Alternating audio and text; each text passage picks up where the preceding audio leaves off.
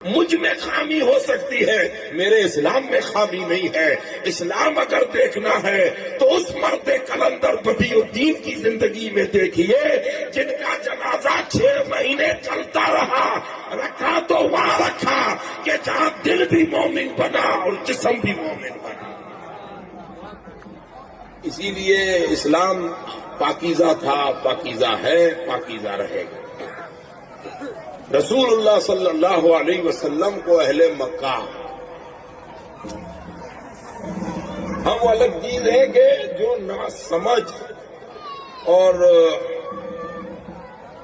اونھے مزاج کے لوگ ہوتے ہیں، جن کی کھوپڑیاں اونھی ہوتی ہیں، ویسے سیدھی ہو لیکن سوچ کا معیار الٹا ہو، وہ بہن کو بھی بے غیرتی کی نظر سے دیکھتے ہیں، وہ ماں کے لیے بھی برا سوچتے ہیں۔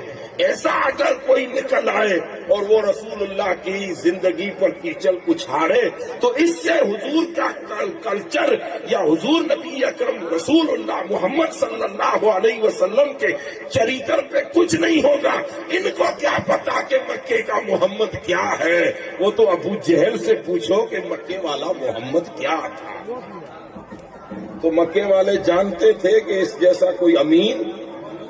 اب اتنے آپ لوگ بیٹھے ہو، ایک